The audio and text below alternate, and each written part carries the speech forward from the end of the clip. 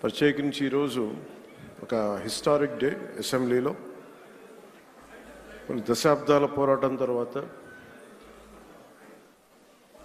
వర్గీకరణని ఈరోజు చాలా విజయవంతంగా బిల్లుని ప్రవేశపెట్టి దాన్ని సాధించిన ఘనత గౌరవ ముఖ్యమంత్రి శ్రీ నారా చంద్రబాబు నాయుడు గారు.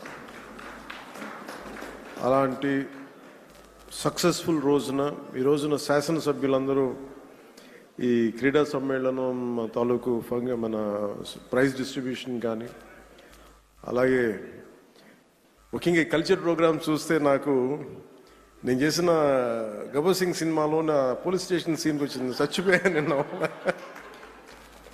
అంటే నేను ఎప్పుడు నా లైఫ్లో ఇన్ని దశాబ్దాలు అంటే మనకు కొంచెం మన అసెంబ్లీలో ఇన్ని దశాబ్దాలుగా ముఖ్యమంత్రి గారిని మన నారా చంద్రబాబు నాయుడు గారిని చూస్తున్నప్పుడు ఎప్పుడు ఆయన ముఖం ఇంత నవ్వుగా నేను నా జీవితంలో మనం ఎవరూ చూడలేదు.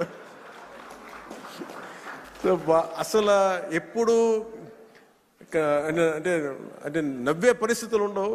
ప్రత్యేకించి ఇందాక మన గౌరవ శాసనసభ్యులందరూ కల్చరల్ ప్రోగ్రామ్స్ చేస్తూ ఉంటే ఒక నియోజకవర్గాన్ని బాధ్యత మోసే ఎమ్మెల్యేకి ఇన్ని బాధ్యతలు ఉంటే 175 నియోజకవర్గాలు, ఆల్మోస్ట్ ఒక ఇన్ని పార్లమెంట్లు, 25 పార్లమెంట్లు, ఒక రాష్ట్రం, ఇన్ని కోట్ల మంది జనం బాధ్యత మోసే వ్యక్తి నవ్వు రావడం అనేది ఉండదు. ఎప్పుడు లోపల ఎలా చేయాలి సమస్యను ఉంటుంది. అలాంటి వ్యక్తికి మీరు, అలాంటి బలమైన నాయకుడికి మీరు నవ్వు కలిగించినందుకు మనస్ఫూర్తిగా మీకు చేతులెత్తి నమస్కరిస్తున్నాం. ఒక సింపుల్గా చెప్పాలంటే మీరు చేసిన performance simple I can say wow. అసలు ఎంత ఆనందాన్ని ఇచ్చిందంటే నేను మర్చిపోయాను. నేను అసలు అంటే నేను ఇంటికి వెళ్ళి కూడా కొన్ని రోజులు నవ్వుకునే పరిస్థితి ఉంది నాకు. అంటే ఇది ఎంత అంటే ఇది మన ఒక్కళ్ళకి ఆనందం కాదు. ఇది శాసనసభ్యులు అంటే ఎప్పుడు వ్యక్తిగత కక్షలు, గొడవలు, అరుపులు, కేకలు అన్న సంస్కృతి గత 5 సంవత్సరాలుగా చూసాం. అలాంటిది మనందరూ విభిన్నమైన పార్టీలకు చెందిన వాళ్ళం, అందరం కలిపి ఎన్డీఏ కూటమి. అలాంటి ఇదే వేదిక మీద అనుకుంటగా మన ఎన్డీఏ కూటమి మొత్తం ఆ రోజున పురంధేశ్వరి గారు కానీ, నేను కానీ అందరం ఆ రోజున గౌరవ ముఖ్యమంత్రి గారిని ప్రతిపాదించినప్పుడు ఒక కొత్త ఆశ కలిగింది. రాష్ట్రానికి 5 కోట్ల మంది ప్రజలకి, దేశానికి ఒక బలమైన, ఒక సమర్థవంతమైన నాయకత్వం ముందుకు వచ్చింది నడిపించడానికని. ఈ రోజున సమర్థవంతమైన నాయకత్వమే కాదు, ఆనందాన్ని పంచే నాయకత్వం కూడా శ్రీ నారా చంద్రబాబు నాయుడు గారిలో చూసాం. అసలు ఇలాంటి వేడుకని ముందుకు తీసుకెళ్లిన వ్యక్తి సహజంగానే ఆయనలో ఉండే ఒక గ్రేట్ హ్యూమర్ ఉంటుంది, హాస్యశీలి. శ్రీ చింతకాయ మన గౌరవనీయులు స్పీకర్ శ్రీ చింతకాయల అయ్యన్న పాత్రుడి గారి పాత్ర ప్రశంసనీయమైంది. ఎందుకంటే ఆయన కనుక పూనుకోకుండా కానీ ఉండుంటే ఇంత ఆనందాన్ని మనకి లభించే అవకాశం ఉండేది. మనస్ఫూర్తిగా చింతకాయల అయ్యన్న పాత్రుడి గారికి మనస్ఫూర్తిగా సందర్భంగా నేను ధన్యవాదాలు తెలియజేస్తాను. అలాగే గౌరవ అసెంబ్లీ చైర్మన్ శ్రీ కొయ్యి మోషన్ రాజు గారికి, అలాగే దుర్యోధనుడిగా మనందరిని ఆలోచించిన శ్రీ రఘురామకృష్ణరాజు గారికి, కమిటీ సభ్యులకి, స్పోర్ట్స్ డిపార్ట్మెంట్ అధికారులకి, కార్యక్రమాన్ని విజయవంతంగా నిర్వహించిన ప్రతి ఒక్కరికి నా హృదయపూర్వక కృతజ్ఞతలు. ఈ 3 రోజుల పాటు మన శాసనసభ్యులు cricket, tennis, shuttle, volleyball, kabaddi, athletics, tug of war అనే క్రీడల్లో ఉత్సాహంగా పాల్గొనే క్రీడా స్ఫూర్తిని ప్రదర్శించారు. నాకు దురదృష్టవశాత్తు ఏంటో నేను ఎప్పుడు నా క్రీడలు నాకు తెలియదు చిన్నప్పటి నుంచి కూడా. మొట్టమొదటిసారి నాకు కూడా ఒక ఆశ కలిగింది, నాకు కూడా చేయాలనిపించింది. మేము వచ్చే సంవత్సరం ఒక ప్రయత్నం చేస్తాను. ఈ పోటీలో విజయం సాధించిన సభ్యులందరికీ నా హృదయపూర్వక అభినందనలు. మీరు చూపించిన సహనశీలత కానీ, పట్టుదల కానీ, ఇది ఏదో సరదాగా ఇవన్నీ కంటే కూడా మనందరి మధ్య ఒక స్నేహపూర్వకమైన వాతావరణం, అంటే ఏదన్నా సమస్యలు వస్తే కలిసికట్టుగా పోరాడే ఒక ఐక్యతనిచ్చింది. అది నాకు చాలా చాలా ఆనందాన్ని ఇచ్చింది. అందరం పార్టీలకు అతీతంగా మర్చిపోయి, సీనియారిటీ, జూనియర్ని తారతమ్యాలని మర్చిపోయి అసలు ముందు తీసుకెళ్లిన విధానం, ఈ స్ఫూర్తి ఒక ఆంధ్రప్రదేశ్కి కాదు భారతదేశానికి కూడా ఒక స్ఫూర్తి అని మనస్ఫూర్తిగా నాకు నిజంగా చాలా ఆనందంగా అనిపించింది.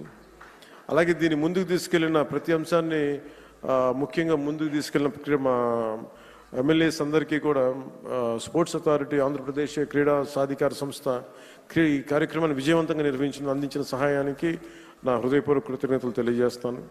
క్రీడా మైదానంలో ఏర్పాట్లు కావచ్చు, అవసరమైన క్రీడా సామాగ్రి, క్రీడాకారుల సౌకర్యాలు వంటి అన్ని విషయాల్లో వారు చేసిన కృషి చాలా చాలా ప్రశంసనీయం.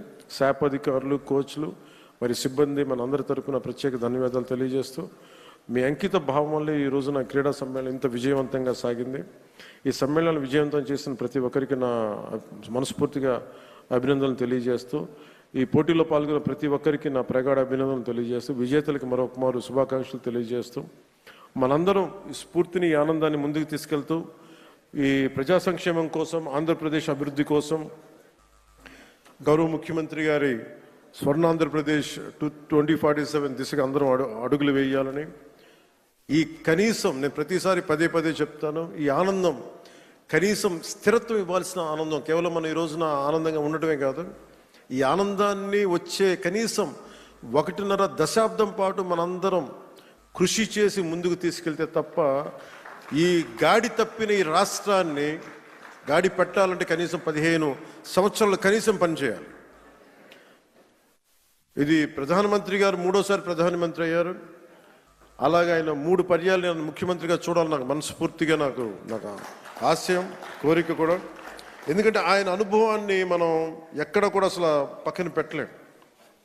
సో ఆయన దగ్గర నేను మనస్ఫూర్తిగా ఈరోజు మరోమారు గౌరవ సభ్యులందరి తరపు నేను ముందు చెప్తున్నాను, ఆయన దగ్గర నుంచి నేర్చుకోవడానికి కానీ, ఆయన కింద పని చేయడానికి కానీ నేను అనుక్షణం ఎప్పుడు సంసిద్ధంగా ఉంటానని తెలియజేసుకుంటూ, నాకు ఈ అవకాశాన్ని ఇచ్చిన ప్రతి ఒక్కరికి ధన్యవాదాలు తెలియజేసుకుంటూ, ముఖ్యంగా మీరు ఇంటికి వెళ్ళేటప్పుడు మీరు చాలా అనుభవాలు తీసుకెళ్తున్నాను. ఇందాక గౌరవ ముఖ్యమంత్రి గారు కూడా చెప్తా ఉన్నారు, వారిద్దరు మన సుందరపు విజయ్ కుమార్, మన ఇంకో శాసనసభ్యులు ఇద్దరు చేసింది, రాలిపోయే పువ్వా నీకు రాగాలి ఎందుకంటే, నేను అది గుండెల్లో నింపుకొని కారులో వెళ్ళే వరకు, ఇంట్లో పడుకుపోయే వరకు ఈరోజు అదే నవ్వుతూ ఉంటాను. ప్రతి ఒక్కరు చేసింది అంటే మనస్ఫూర్తిగా అందరికీ ధన్యవాదాలు తెలియజేసుకుంటూ, జయ ఆంధ్ర, జయ భారత్, జయ హింద్.